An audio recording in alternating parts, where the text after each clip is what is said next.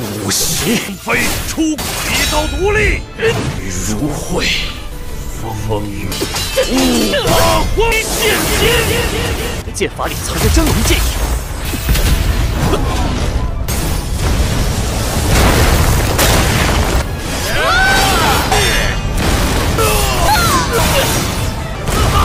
的破绽，知道又如何？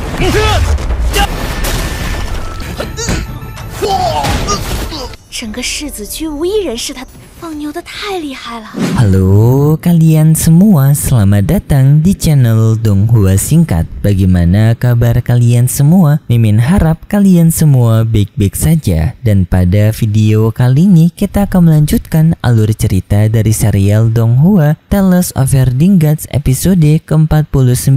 Dan sebelum kita masuk ke cerita terbaru, mari kita sedikit mengingat cerita sebelumnya, yang dimana pada cerita sebelumnya si Yuan Xiang bertarung melawan Fozi, sedangkan Cimu masih berada di tujuannya, yaitu menangkap banteng Bansha untuk bisa mendapatkan air liur dari binatang cilin. Yang singkatnya Cimu membuat sebuah obat bius, yang obat bius tersebut juga disaksikan oleh para tabib dokter dari Kekaisaran Yanka, yang setelah Cimu membuat obat bius tersebut, para tabib dokter itu tidak mengetahui kalau Cimu membuat obat bius. Mereka kira Cimu sedang membuat ramuan obat, dan para tabib dokter tersebut mereka meniru resepnya Cimu, dan mereka membuat kesalahan dengan membuat racun itu yang tersebar luas, mengakibatkan banyak orang langsung terjatuh pingsan. Dan sedangkan Cimu berhasil untuk menangkap banteng Bansha, dan di saat Cimu berjalan pulang, ia ketahuan oleh penetua Bansha dan juga Patriark Tiamo, dan Cimu juga dianggap sebagai biang kerok dari para akademi Taisue yang telah terjatuh pingsan. Dan itu merupakan inti cerita pada cerita sebelumnya. Kalau gitu pun sekarang langsung saja kita masuk ke bagian cerita terbaru. Cerita ini berlanjut dengan diperlihatkan pertemuan dari para penatua Akademi Taisue yang setelah mereka sebelumnya mendapatkan pemblokiran dari Sekte Thunderclap dan juga Sekte Dao, yang hal itu membuat mereka merasa cukup frustasi karena mereka sadar kekuatan Akademi Taisue mereka hampir saja dapat dikalahkan oleh kedua sekte tersebut. Dan di sini para penatua Akademi Taisue mereka mencoba untuk memikirkan cara bagaimana mereka menghadapi situasi ini. Dan di sana penatua Bansha berpendapat bahwasanya hal ini karena Akademi Taisue mereka yang terlalu memadatkan semua murid di ajaran yang sama, yang walaupun hal ini memberikan sedikit dampak positif, yaitu memberikan pengetahuan yang standar kepada semua murid, yang artinya pengetahuan mereka dapat berkembang pesat, tetapi masalahnya untuk kejeniusan mereka masing-masing akan mengalami ketumpulan karena setiap seorang jenius memiliki keunikan mereka masing-masing, dan jika keunikan itu tidak disalurkan dengan baik dan malah dipadatkan dengan ajarannya standar, maka sama saja mereka menghentikan bakat terpendam yang dimiliki oleh para murid jenius mereka.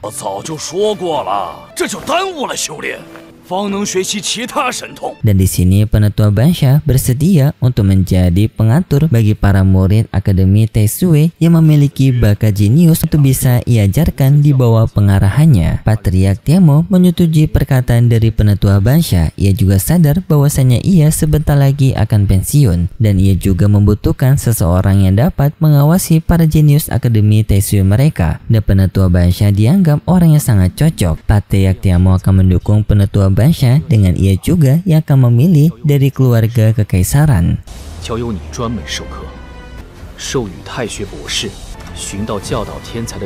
Serta penatua Bansha juga diberikan saran oleh Patriark Tiamo untuk mendapatkan pengarahan dari dokter kecil, yang dimaksud tersebut adalah Cimu, yang sekaligus secara bersamaan penatua Bansha akan disuruh untuk mengawasi Cimu. Setelahnya pun penatua Bansha bersama dengan bantengnya pergi ke tempat kediamannya Cimu, dan di sana penatua Bansha bertemu dengan Cimu walaupun ia sedikit tidak suka untuk mengawasi Cimu karena menganggap Cimu sebagai orang yang merepotkan. Tetapi penatua Bansha juga bisa merasakan kejeniusan dari Cimu ini karena bisa melihat Cimu memiliki banyak bakat, termasuk bakat menulis yang tulisan Cimu tampak indah daripada para murid lainnya, yaitu tulisan yang Cimu tulis sendiri di kediamannya. Di dalam kediamannya Cimu, penatua Bansha melihat di sana banyak orang-orang yang mencoba untuk menembus barang-barang milik keluarga bangsawan mereka yang telah diambil oleh Huo Ling'er waktu pertarungan Cimu melawan para bangsawan tersebut, dan hal ini memberikan banyak uang bagi Cimu dan juga Huolinger. Penetua bangsa mengambil uang tersebut dan menyuruh kepada bantengnya untuk membeli minuman. Dan di sana penetua bangsa masih sangat heran kenapa Patriark Temo menganggap spesial Cimu ini. Penetua bangsa mencoba untuk mencari informasi dari Cimu dengan bertanya kepada Cimu apakah Cimu yang telah mengalahkan anggota Sekte Dao dan juga Sekte Thunderclap. Cimu hanya menjawab dirinya yang mengalahkan anggota Sekte Dao, tetapi untuk Sekte Thunderclap bukan dirinya. Dan pertanyaan selanjutnya, bagaimana Cimu bisa mengalahkan penetua Lingyun waktu pertama kali Cimu memasuki Akademi Taizue? Cimu menjawab dirinya hanya menggunakan teknik tusukan pedang. Mendengar hal itu membuat penetua bangsa menjadi penasaran dan menyuruh Cimu untuk melakukan teknik yang sama kepada dirinya. Cimu menerima hal tersebut. Ia menyerang penetua bangsa menggunakan sebuah ranting kayu yang serangan itu seketika membuat penetua bangsa terpental. Hal ini pun membuat penetua bangsa telah mengakui bahwasanya kekuatan Cimu memang spesial dan patah saja penetua Lingyun kalah dengan teknik tusukan pedangnya Cimu. Penetua bangsa sekarang lebih sedikit menghargai Cimu, tetapi penetua bangsa menyadari adanya titik lemah pada bahu kirinya Cimu dan menyuruh Cimu untuk melakukan pelatihan yang nantinya penetua bangsa akan memberikan koreksi kepada Cimu. Di tengah pelatihan itu, penetua bangsa sedikit curhat kepada Cimu mengenai penetua bangsa yang memiliki seorang guru yang hebat. Tetapi penetua bangsa menganggap gurunya telah tewas karena dalam sebuah pertarungan tubuh gurunya terbelah menjadi dua yang menyisakan bagian atas pada tubuh gurunya. Tetapi tidak lama ini penetua bangsa melihat adanya seseorang separuh badan yang ia temui di kota. Penetua bangsa sadar bahwasanya itu merupakan gurunya dan penetua bangsa mencoba untuk mengejar pria tersebut, tetapi penetua bangsa gagal karena pria berbadan setengah itu ia sangat cepat melebihi penetua bangsa yang dapat menghilang dengan mudah. Mendengar hal itu membuat Cimu mengira orang yang dimaksud oleh penetua bangsa adalah Kaketu. Dan juga penetua bangsa memberitahu lagi ia menemui adanya seorang pria buta yang marah kepada penetua bangsa karena pria buta itu mengira penetua bangsa mengikuti dirinya, dan penetua bangsa malah dihajar oleh pria buta itu dan mendapatkan hukuman berupa suruh untuk membaca puisi. Dan setelahnya juga pria buta tersebut ikut menghilang. Mendengar hal itu membuat Cimu sadar kalau itu merupakan paman buta. Hal ini membuat Cimu merasa kaget karena tak menyangka mereka berdua akan pergi meninggalkan wilayah Dasu untuk menemui dirinya. Dan di sana pun Cimu ingin bertanya informasi lebih lanjut mengenai dua orang tersebut, tetapi penetua bangsa kesal kepada Cimu dan menyuruh Cimu untuk tidak berhenti dan berfokus pada latihannya. Cimu pun ingin menunjukkan kepada penetua bangsa kalau dirinya merupakan murid dari Kaketu juga, yaitu dengan Cimu mengeluarkan teknik dari pisau pemotong dagingnya, yang hal itu pun seketika membuat penetua bangsa kaget dan juga teringat kalau tekniknya Cimu mirip dengan teknik gurunya. Dan hal itu membuat penetua bangsa sadar bahwasanya mereka berdua berasal dari guru yang sama. Pun penetua bangsa melakukan pertarungan kecil kepada Cimu, tetapi hanya sebagai pertarungan perkenalan. Dan di sana mereka berdua sama-sama menggunakan teknik pisau dari pamantu.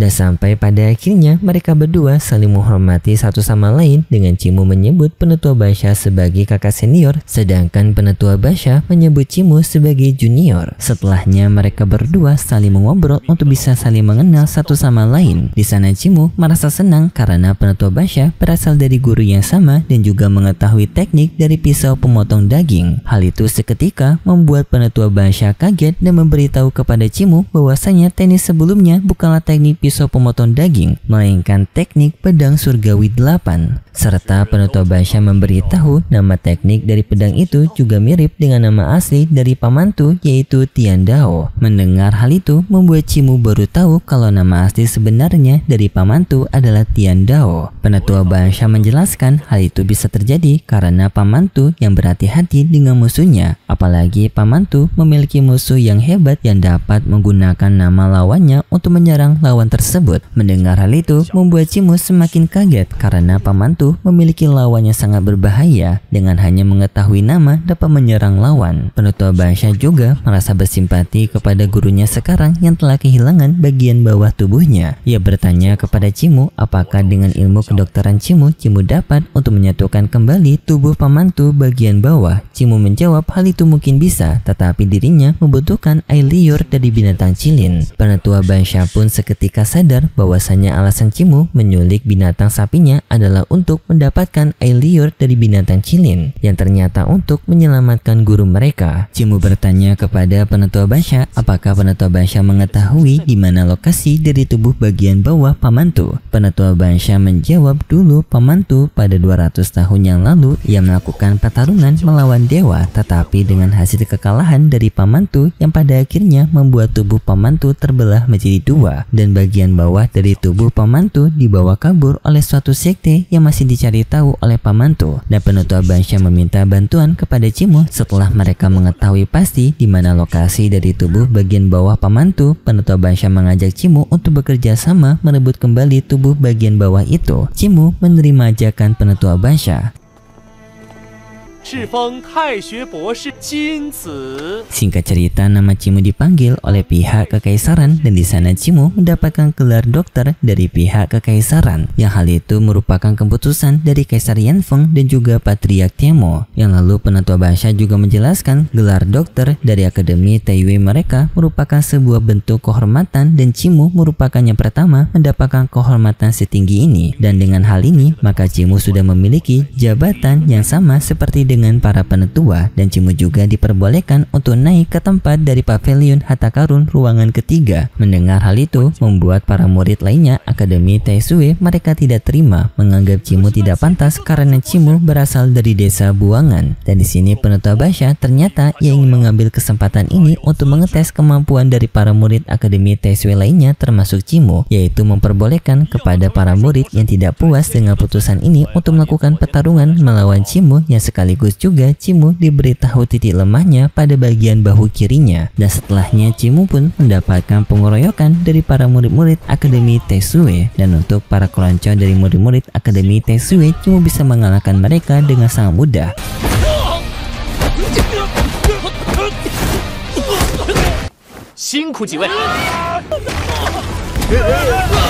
Yaitu dengan hanya sekali pukulan mereka langsung terpental dan juga kalah dalam pertarungan. Dan untuk lawannya lebih berbakat seperti Qing Yue, Cimu merasa lebih tertarik karena kemampuan Qing Yue yang memiliki aura dari naga sejati. Namun Qing Yue juga bisa dikalahkan oleh Cimu dengan mudah.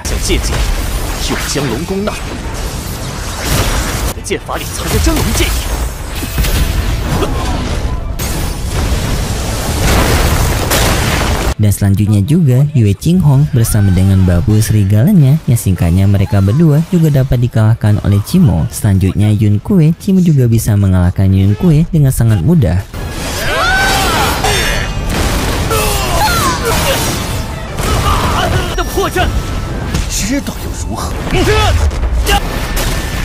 Dan selanjutnya lagi adalah sahabat Cimu, Wei Yao. Tetapi sebenarnya Wei Yao tidak ingin untuk bertarung melawan Cimu, tetapi Penutua Basha yang memaksa dirinya untuk bertarung melawan Cimu. Cimu menyadari hal tersebut dan Cimu tidak bertarung kasar melawan Wei Yao, yang Cimu mengalahkan Wei Yao dengan lembut. 整个世子居无一人是他。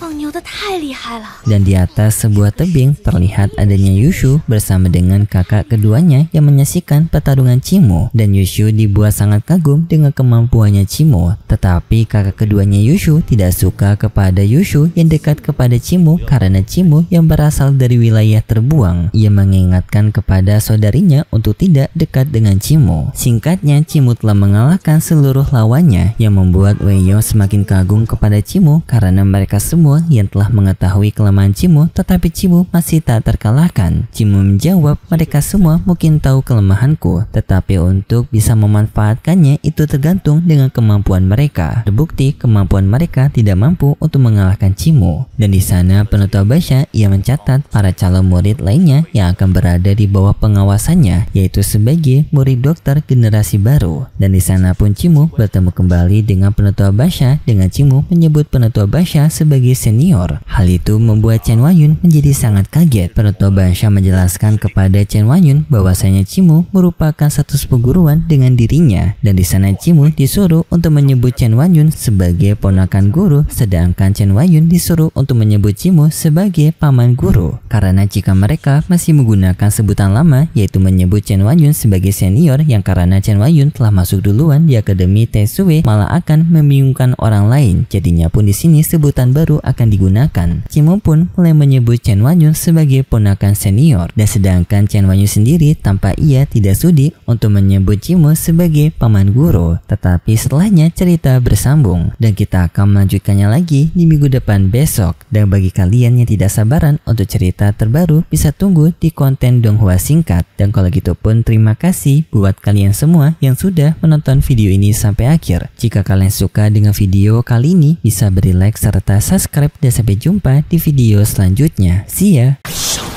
不息，飞出一刀独立，如会风雨，五八荒剑剑，剑法里藏着真龙剑意。